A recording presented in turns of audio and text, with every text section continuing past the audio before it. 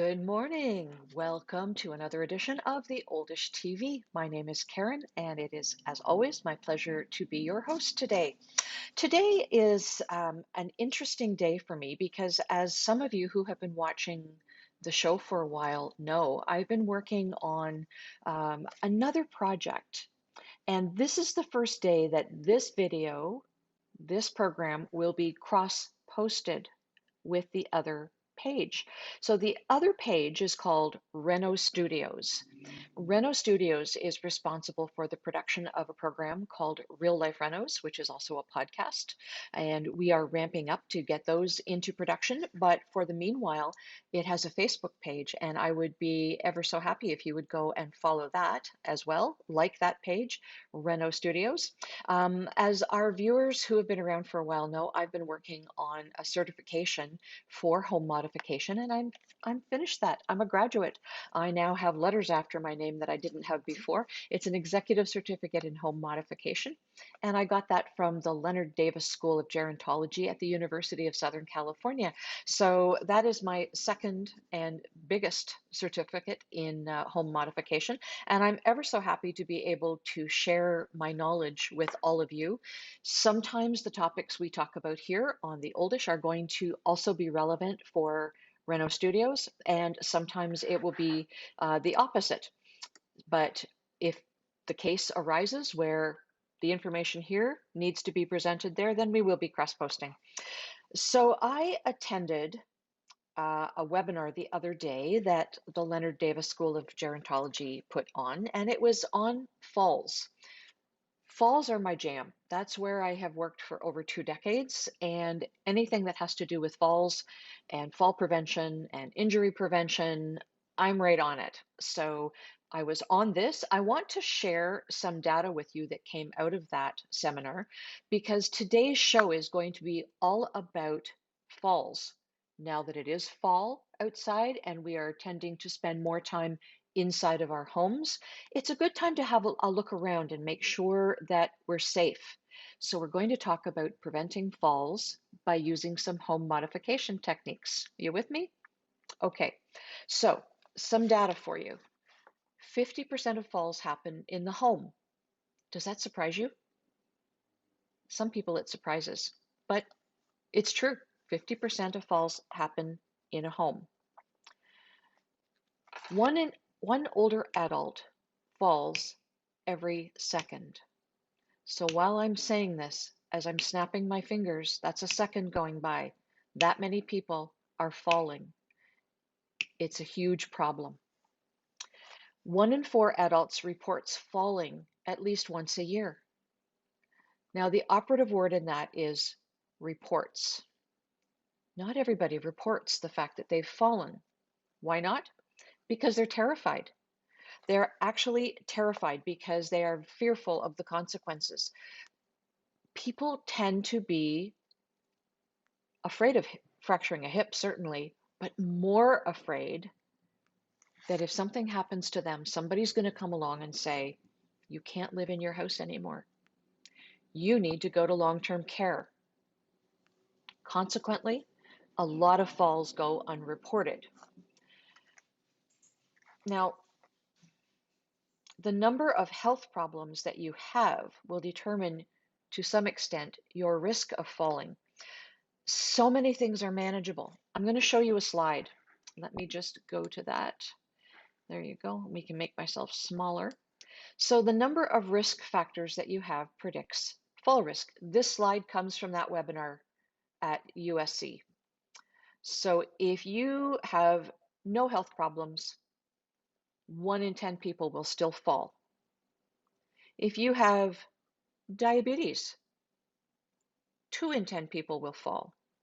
If you have heart disease and diabetes, that's 2 problems. 3 in 10 people will fall.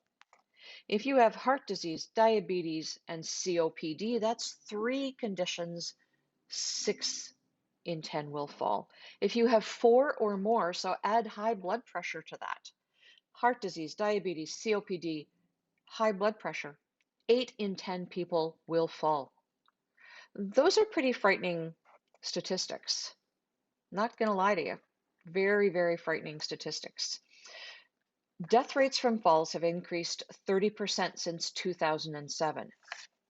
Don't make the mistake of assuming that the number or the percentage has increased because the number of older adults has increased. No, that's 30% for every 100,000 people.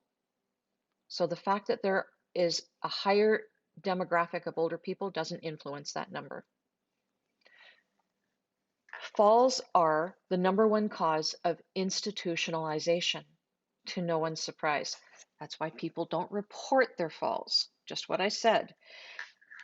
But if you're one of those people who is afraid of being made to leave their home, there are things you can do, and now's your chance. You know how I feel about being proactive, so get proactive. The condition of your home is a huge determining factor in your fall risk. Now, here's where the home modification piece comes in, and it's very personalized. It is an extremely personalized thing. For instance, if you're strong and healthy and you can still do the stairs in your home, stairs are not a barrier for you. But if you're getting a bit weaker, think frailty. That was a story we did on a show a while back. You can go back in the archives and look that up.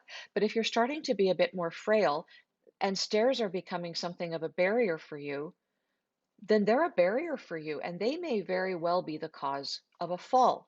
And you can think about how to modify that. Now, regardless of whether you are strong and healthy or whether you are starting to find stairs being a challenge, look down the road. Don't work against your own best interest. In all of this, think about what your best interest is and don't work against it. So if stairs are becoming a barrier, or if they are potentially a barrier, look around your house.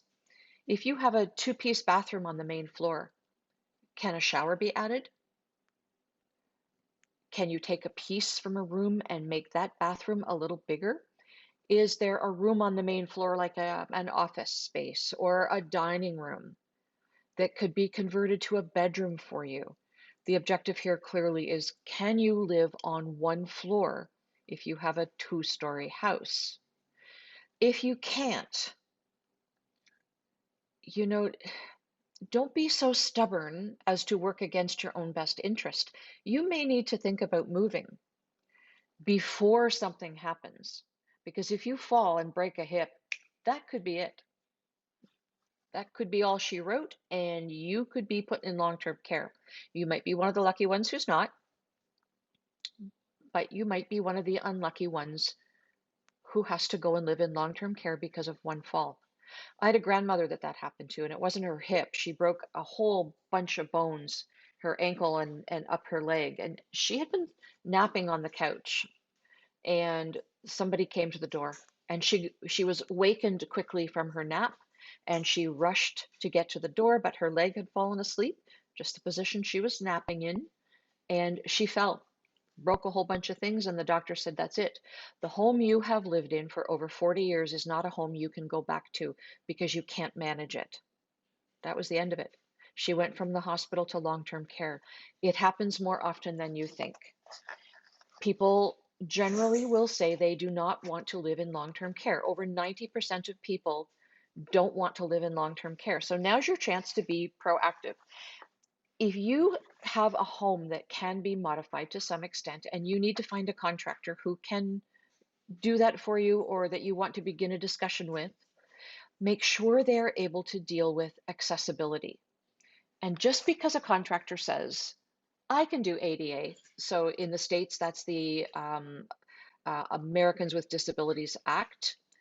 A lot of Canadian contractors know what that is too. A lot of European contractors know what that is. Just because they think they can do ADA accessibility redesign or renovation in your home doesn't mean that they actually can do what you need. So you need to be very clear on what you need. You can buy some time from an occupational therapist, and that occupational therapist can make some recommendations for you. If you don't know anybody in your area, DM me, because as I've taken these courses, I've built up quite a nice little web of contacts, and maybe I can find somebody in your area for you. But you know, make them show you what they've done. And you're looking for pictures of things like stepless entry, stepless to the home, that is, stepless shower entry. Um, I'll tell you a story. I've told it before on this show, but I have a friend whose parents live at some geographic distance in another province. And the mother is it uses a walker and will shortly be using a wheelchair. So they wanted to make the bathroom fully accessible for her on the main floor. They took a piece from another room, they hired a contractor, talked with him about accessibility. So he made the room bigger, he did the whole thing. They spent $10,000 on this project.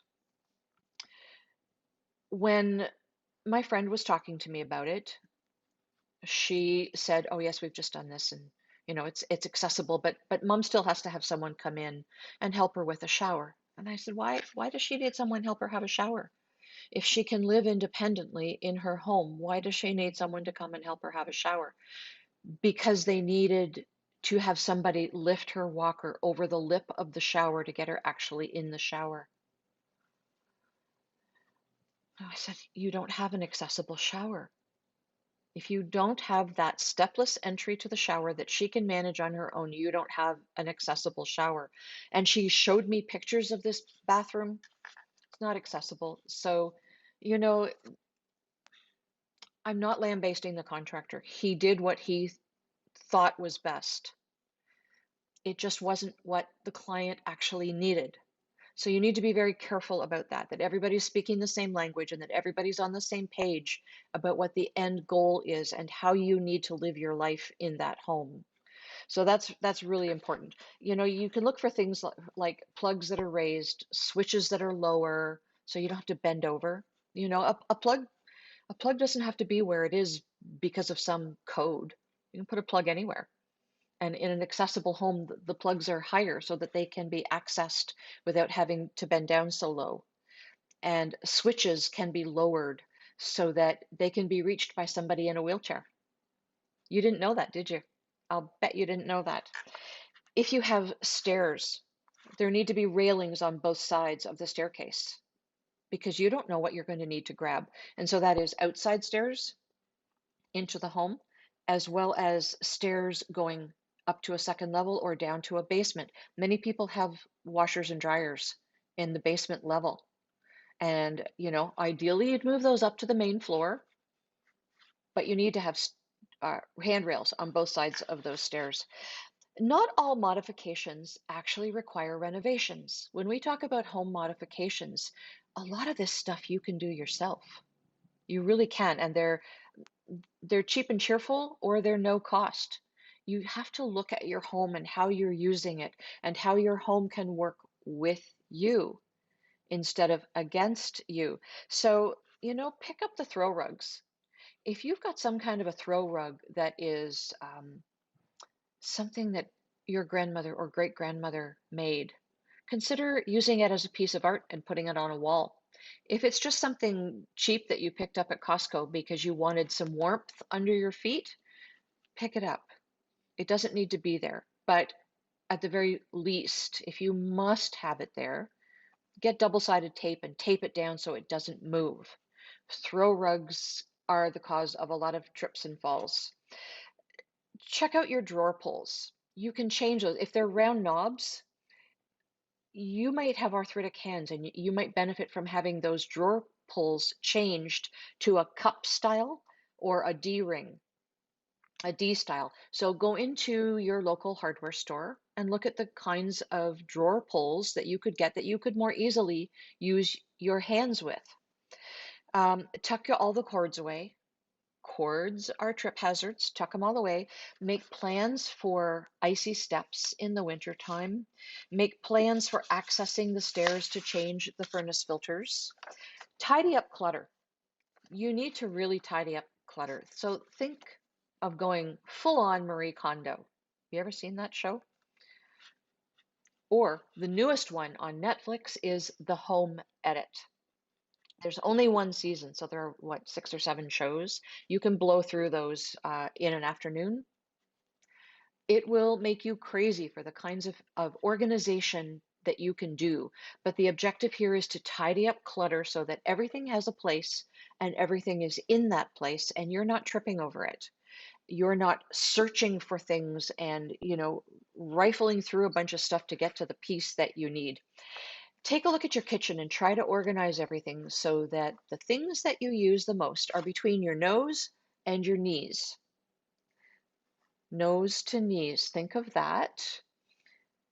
What you're trying to do is avoid having to reach too high or, God forbid, climb on something to reach that piece of china or that serving bowl or those glasses that you might use a lot, but put them where you can actually reach them. And don't worry too much about having the cupboards so perfectly organized. I mean, I've got my cupboards like that. I've got all the dinner plates together, all the bowls together.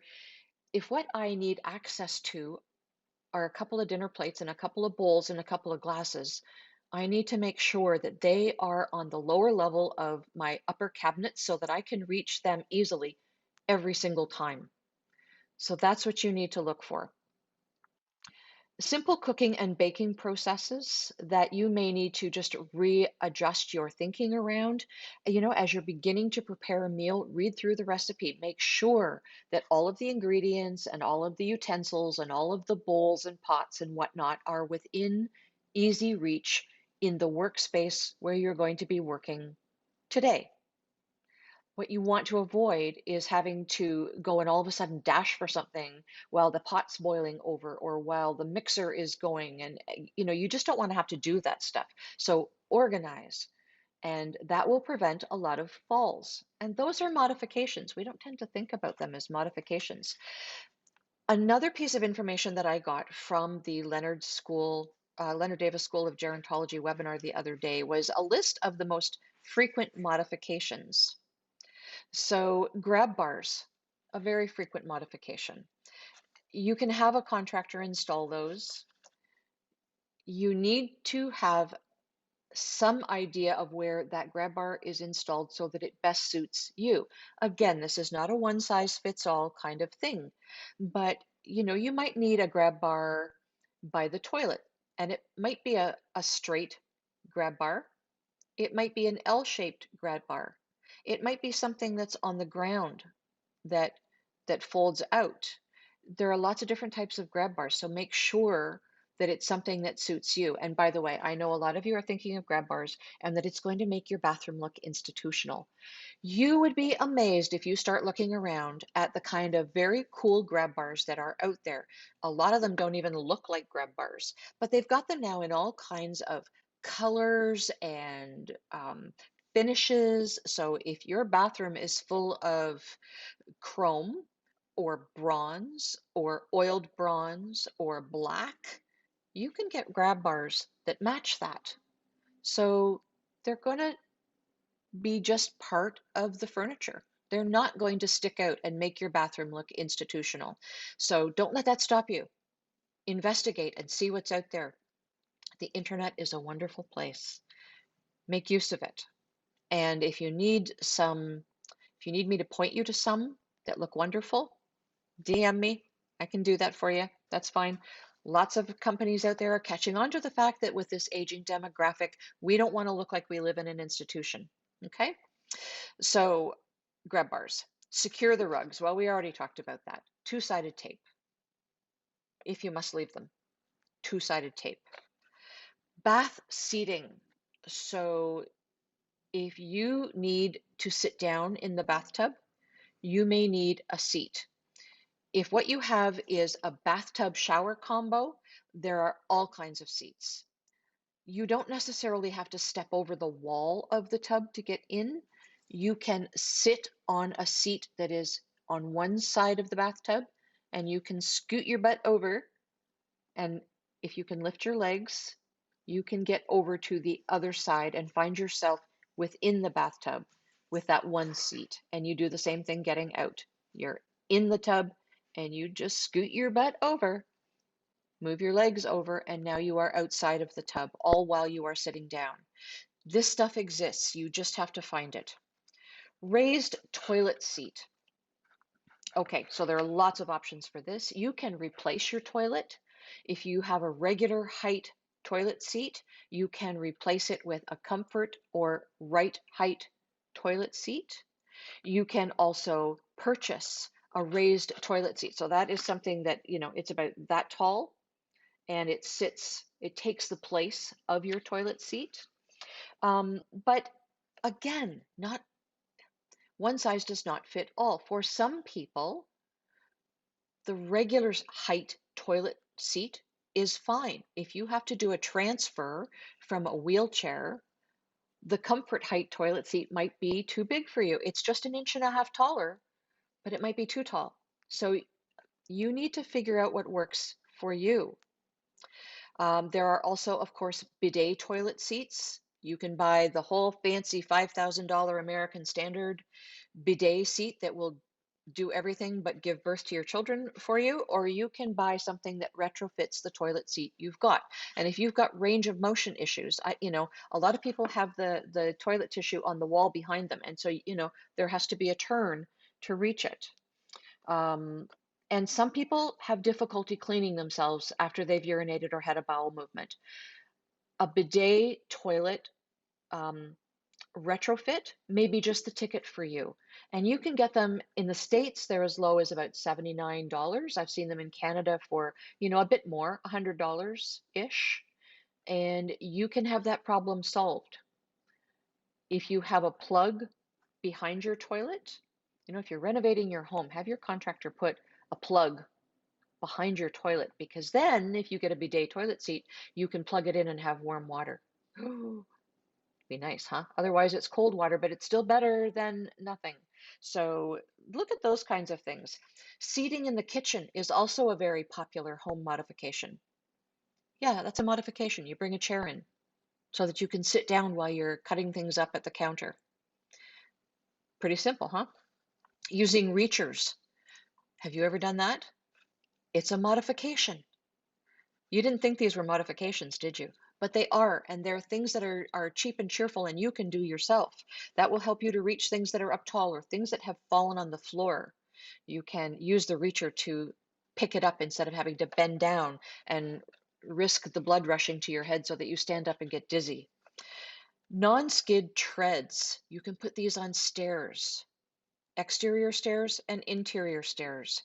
A bed rail to help you get up out of bed in the morning or in the middle of the night. Night lights. That's another really important thing. You can get motion lights so that as soon as you start to move, they turn on. Very important. Toilet safety rail. Well, that's kind of like the grab bars that we were talking about. Railings. Yes, railings. We already kind of talked about having two railings on stairs, one on either side. Don't just suffice your home with one railing on one side. You need them on both sides. So have one put in and make sure that it can withstand the weight.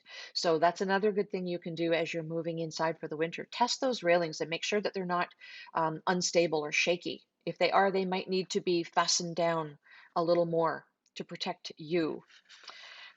Step stools, contrasting tape, cushions, these are all things that are home modifications. Hip protectors are home modifications. Yes, they are. They are a modification. Now, disclaimer here, I have a product-based company. It's called Brown Healthcare. We are a dealer for the #1 brand of hip protector in the world. Not gonna lie, I'm pretty proud of it. We sell a lot of them. Protecting yourself from the injury that may be sustained from the fall is important. So don't wait for something to happen, for that first fall, to have your doctor or your OT tell you that you need to start wearing hip protectors. Really, really, really hard sell in community dwellers because they don't want to look different from everybody else. And they're afraid that hip protectors will make them look different from everybody else. Well, guess what? So will a walker. Guess what? So will having to move into a long-term care facility. Get with the program. Advocate for yourself and don't work against your own best interest. If you are somebody who has fallen or is likely to fall, protect yourself. The hip protectors that my product-based company, Brown Healthcare, sells are 1/2 inch thick. I have had them on people at seminars that I have given, and when I tell the folks in the room to guess who's wearing the hip protector, they can't tell. They cannot tell the difference. So you may feel different, but you don't look any different. Trust me, you don't look any different, but you have that confidence. People who are afraid to go outside and walk because they've already fallen once will gain confidence back by knowing that they've taken steps to protect themselves. Okay, the condition of your health is also something that you need to look at because that is um, something that will determine your ability to fall or protect yourself from a fall. A medication checklist. You need to get one of those and write down everything you're taking, the prescriptions you get from your doctor, the things that you buy over the counter, like the antacids, like the headache remedies, like those special teas, like CBD, anything that you're taking. You need to write it down, and you need to make sure that your doctor and your pharmacist are aware of that. If you don't know where to start with a medication checklist, go to theoldish.com, create an account. Doesn't cost you anything. It's just that when you're doing things like creating a medication checklist, you're writing down information that is personal and private. None of my business, it's none of anybody else's business. Yes, you can print the medication checklist out, but you should also save it because as things change, you don't want to start from scratch all over again. Get yourself a membership there. Go to the toolkit, which is on the upper menu, and go to medication checklist, and you can get yourself one right there. Make sure that you're doing exercise that includes balance exercises like Tai Chi or yoga. Again, in the toolkit on the Oldish are exercises that were developed by specialists, not by me, not by me at all. But the developers have been kind enough to let me put it on theoldish.com so that you can access them. There are also Tai Chi and yoga videos for older adults on YouTube. Find something that works for you that you're going to stick to and do that. Eat a healthy diet. The Mediterranean diet is the #1 diet in the world year over year over year for a balanced, healthy diet. Make sure that you are socializing. That goes directly to your health. People who don't socialize adequately, and I know it's really tough in this pandemic time, but you need to make sure that you are socializing. If you do those 4 things, you exercise regularly, you eat a proper diet, you socialize, and you check your medications, those go a long way toward keeping you healthy and proactively making sure that you're not a victim of a fall. Check the condition of your footwear and also the length of the pants and skirts that you wear. Now, pants and skirts, is that weird? Some people wear them too long. You know, you get pants hemmed to go with those heels or those boots, but when you're wearing them around the house, they're a little long and they're dragging on the floor. They can be a trip hazard. Check the condition of your footwear. If they're bald, honey, you need to go get some footwear with some tread on it because bald slippers, bald shoes, and bald boots will have you flat on your butt. If you hit some ice or if you hit a throw rug that isn't tied down or a slippery surface or if something spills on the floor and you fall. I know you love those slippers. I know it. I've got slippers I love too, but make sure they've got adequate tread on them so that you are safe and protected. Check the condition of your walking aids if you use them. Do you have a pick for your cane? Is your walker equipped to work in the snow? Is it something that has been sized correctly, or did you just go out and buy one? Walkers have to be sized so that you're not walking all hunched and stooped over, so that you are walking upright and so that your hips are under you and you are walking safely and securely. Check the same conditioning for your wheelchair if you're a wheelchair user. Okay, you need to make sure that it is conditioned. It's like a car, it needs a tune-up every now and then. If you use spikes on your boots, like Yak Trax, and by the way, I no longer recommend Yak Trax. I used to, I don't anymore. But make sure that anything you put on your boots to help you grip in the ice and the snow is clean and free of debris, and that you can put them on and off yourself. Your flexibility may have changed since this time last year.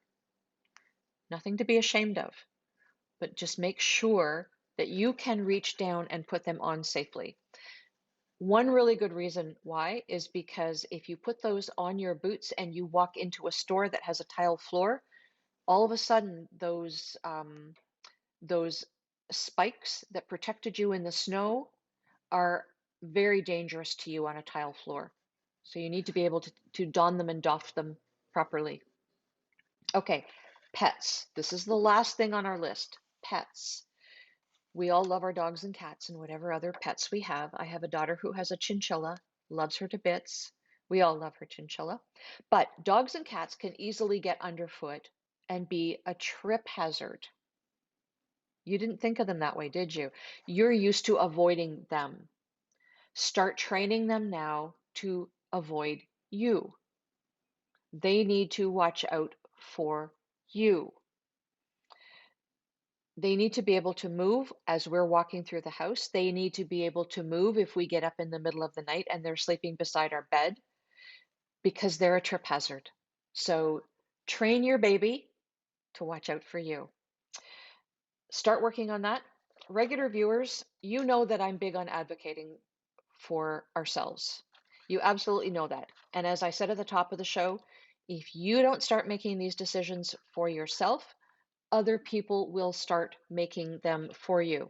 Let me show you where to find that medication checklist and those exercises. You can go to that website and you can find them. The goal is for you to stay in your home as long as it is safe for you.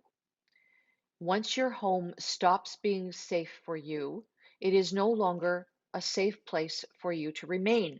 And I know that's really hard for people.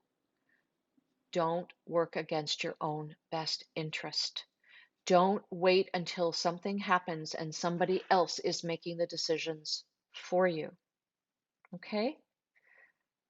That's what today's show is all about. Advocate for yourself, be kind to yourself, and give yourself that grace. Look around and be honest with yourself. You can do it all by yourself. You don't necessarily need to involve your adult children who will say, well, mom, if you're looking at this stuff, then, time to move along. You can do it yourself. Do it before it needs to be done. That's how you ensure a safe environment. Okay, everybody, that is today's show. I will see you next Wednesday at 12 noon. Until then, be kind to one another, take care of yourselves, take care of each other, and remember that it does indeed take a village to age a senior. Bye.